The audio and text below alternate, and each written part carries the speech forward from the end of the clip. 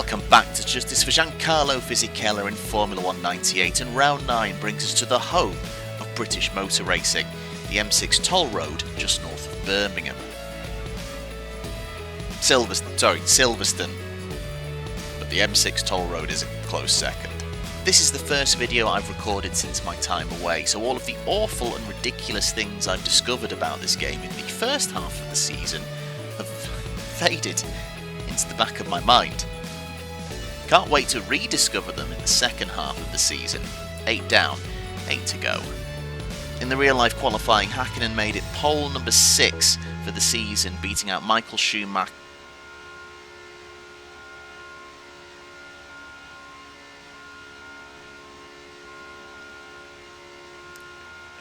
Can I help you, sir?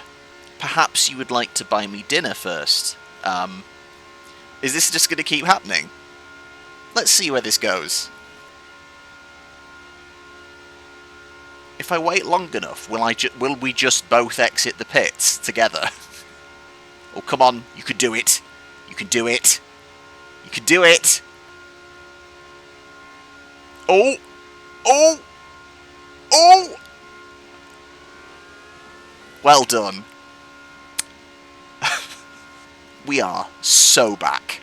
So yes, Häkkinen made it pole number 6 in real life, beating out Schumacher for the second quali in a row. Teammates Coulthard and Irvine were 4th and 5th respectively, behind a solid performance from Jacques Villeneuve in 3rd in the Williams. Fisichella could only manage 10th ahead of teammate Wirtz, whilst Ralf Schumacher and Olivier Panis had their times deleted for failing an FIA safety drill. Now, you may remember our first taste of this game on the channel was a race around Silverstone in a Lacey Sauber. I can already tell from running a few practice laps, I feel much more acquainted with it. It feels better. I'm just becoming attuned to its wavelength, which kind of feels like falling into a cult. It's all about the greater good. The greater good. Because it can't be good, I'm understanding this thing now. The qualifying record has been so good this season, we have to aim for pole position. It is as simple as that. Let's advance time and see what we're up against. Schumacher ahead of Coulthard, which Coulthard has been so good this season. I'm kind of happy for it. Häkkinen nowhere in the top 3. We need to aim for a 1 minute 26 with about 20 minutes to go. And you join me on the first flying lap of the session, and as expected, this fast flowing circuit is somewhat ruined by the handling model of this game. In fact, I try to carry a lot of speed through cops and immediately get bitten by the game's chronic understeer, so I learned my lesson heading into Maggots and Beckett's. On entry, it's a few jabs on the brake and down through the gears to help get it slowed down, all the way down to 3rd gear on exit, and then powering up through Chapel. Got the gear ratio set to low, so we have a higher top speed once again, trying to make the most out of Hanger Straight. Then we head towards Stowe. Now, like I said, while this circuit is slightly ruined by the handling model, because there are heavy braking zones, I can at least turn the car in one foul swoop, although this left-right combination through Vale and Club is slightly more awkward, but again, we angle the car to the inside and get the power on as soon as possible as we head towards Abbey. Again, slightly awkward left-right combo, down to 3rd, and then angle it out as we head towards Bridge, and this usually flat-out right-hander unfortunately does need a little bit of time off the throttle to angle it round. The most awkward section of the track is easily through Priory, Brooklands and Luffield, and you'll see it most of all coming through the exit of Luffield. I've gone down to 1st gear and then just a couple of yanks on the brake to get the car round. Yet despite an untidy lap, what do you know? Damn, wasn't even a particularly good lap. I did better practice laps, and I think if I keep my concentration, this one will be easily quicker. Sorry if my celebration there was a bit anticlimactic, but I feel like being good at this game is like nothing. I don't know if you can really be proud of it. It's like taking a really efficient shit. Like, there's some satisfaction in it, but it's not really anything to shout about.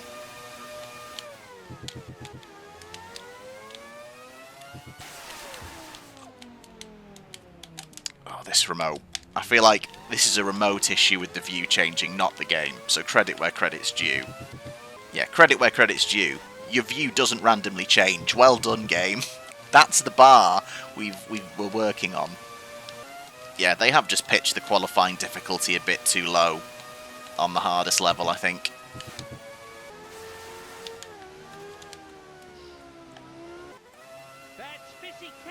That's annoying.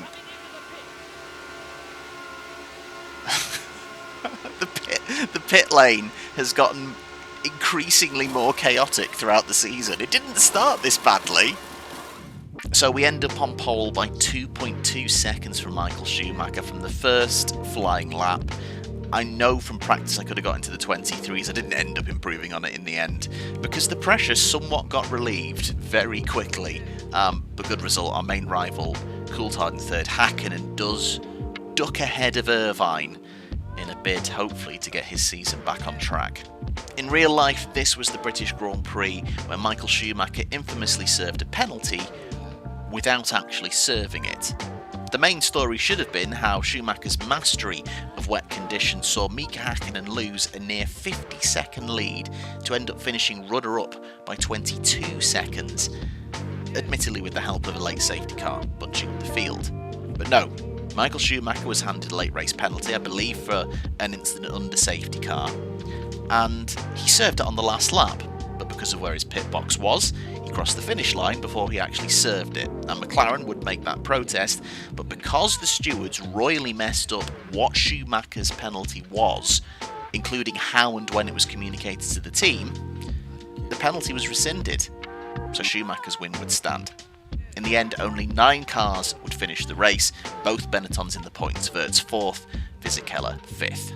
So things are hotting up in the championship. Coulthard is very consistent, and he starts 3rd today.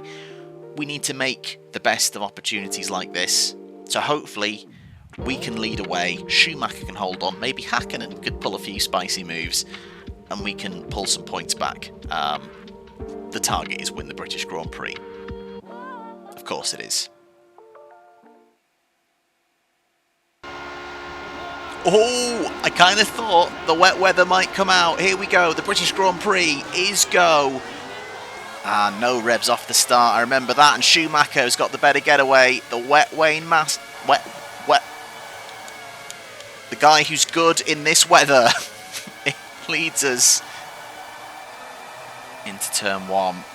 Fires away through Maggots and Beckett's.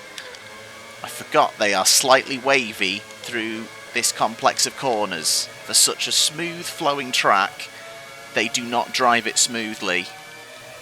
There are 2 McLarens behind us. I wonder what order they're in. Slightly closing up to us on the straight. Down Hanger straight. Into Club and Vale for the first time.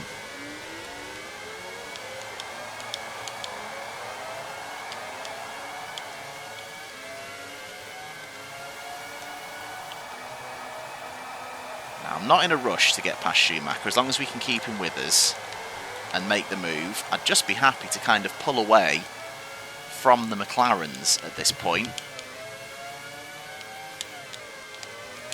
And then I'm going to wait for... yeah.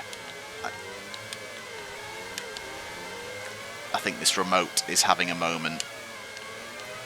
As much as the game is broken in many other areas, I don't think that's the game's fault. I think it's the common issue with PS3 remotes.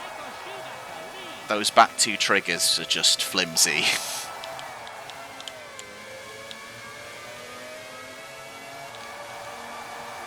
Schumacher definitely carries a lot more speed through cops. But we can just sweep it through a lot more smoother through Maggots and Beckett's. Oh my goodness! And we take the lead on exit. And I think that was the game expertly simulating. Oh, Schumacher's back past! Schumacher stopping us from... Oh my god. Oh no! That's... No!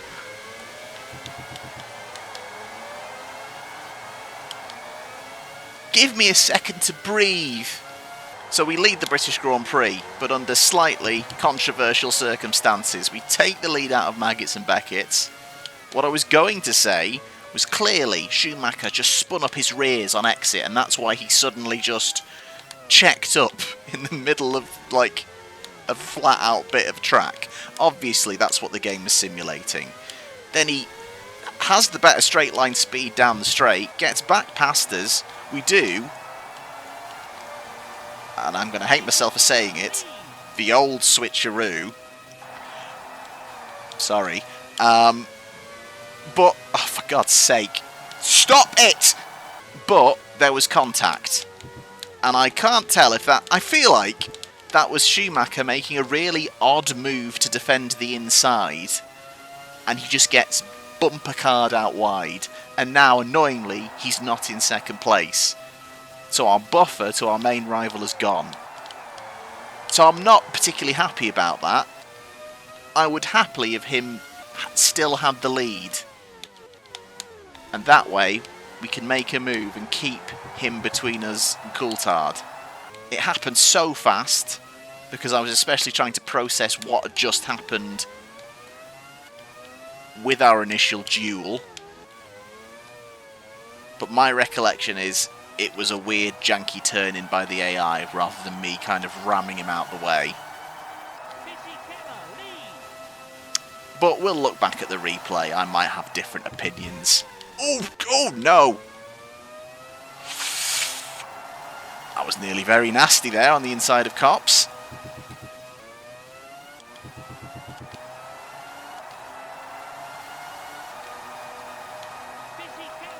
There we go. 1 minute 25. Already going faster than all their qualifying times. It's Hakkinen! It's Hakkinen in second! Yes, good. Didn't catch then where Schumacher was, but hopefully he can maybe make a move back on Coulthard.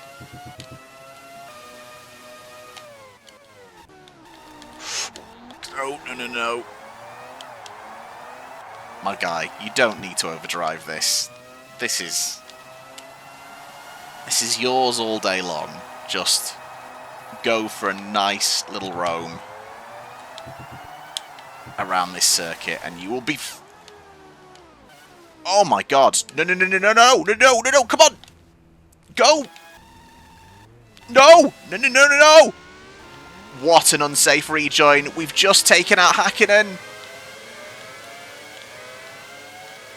You are taking the aren't you? So, let me get this straight. I had the ideal scenario where I was first and my championship rival was third, and I've now just managed to give him the lead. And I've knocked Hakkinen down. Talk about an unsafe rejoin.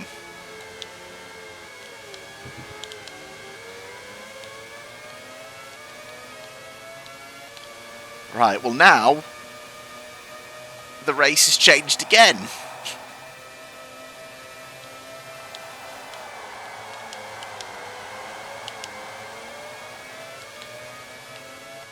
Right, well, since I've gotten elbows out with everyone else, let's definitely... Oh, f*** off game. Not the game, sorry.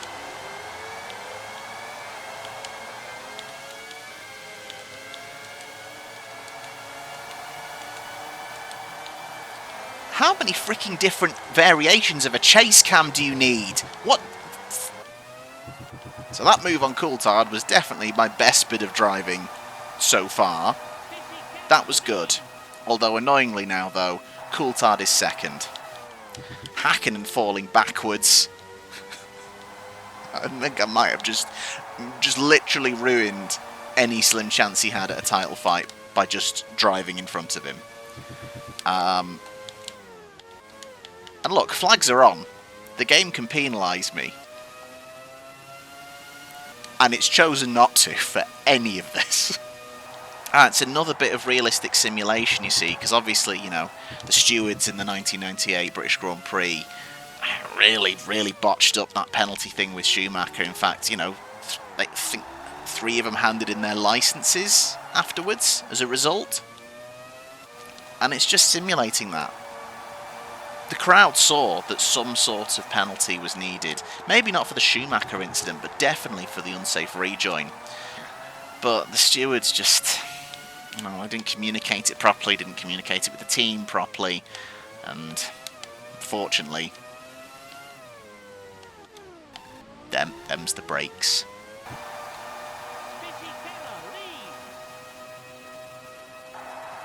And wow, Irvine, oh my goodness, what's happened to Schumacher? Schumacher drops from 3rd to 5th. Irvine going in the opposite direction. The Ferrari switch places around Häkkinen. Can anyone get past Coulthard? Oh my god, it's getting worse.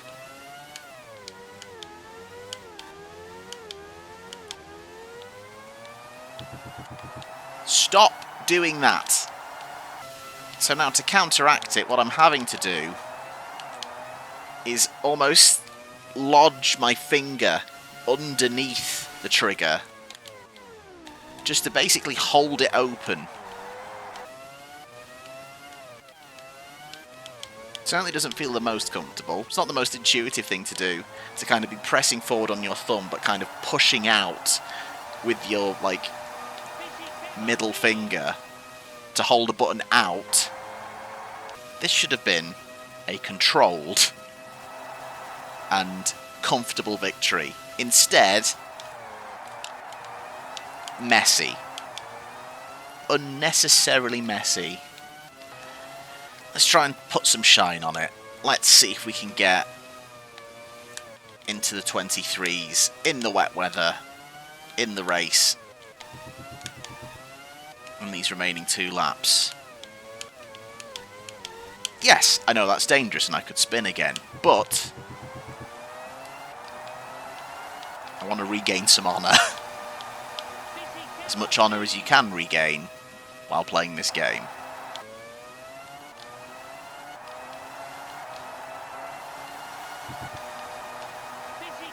Wasn't even the fastest lap I've done. A solid effort there.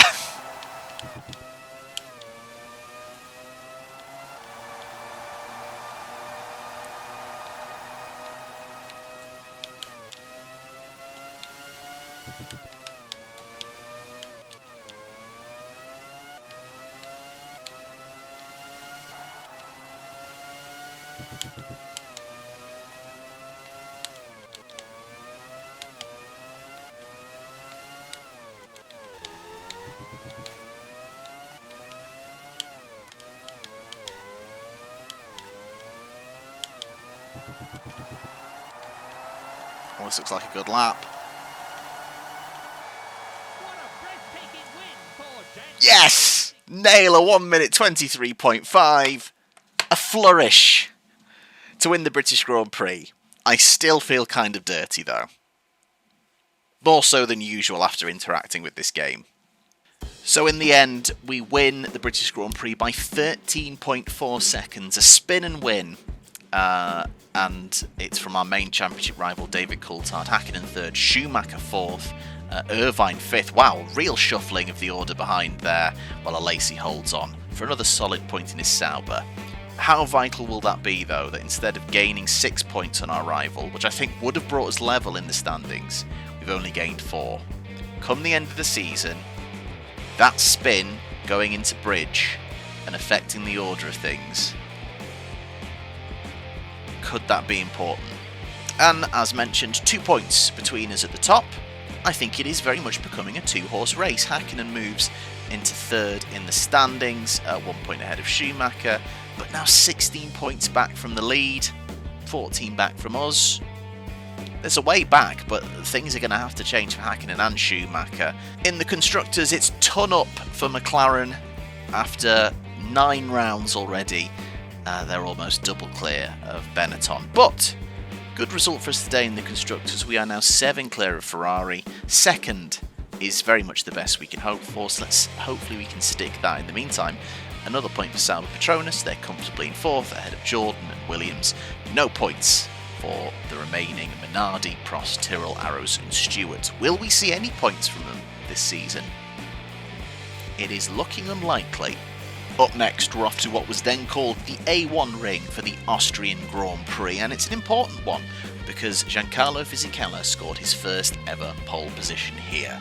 Will we be able to recreate it, he says, having taken pole all but once, I think? Maybe not the way to build up excitement for the... Will we recreate it? Tune in to find out! The race is going to be the interesting part. Obviously, things very close with Coulthard, and I believe I've been warned in the comments that this one isn't a fun one. So this could be an important race. I hope you'll join me for it. Thanks very much for watching.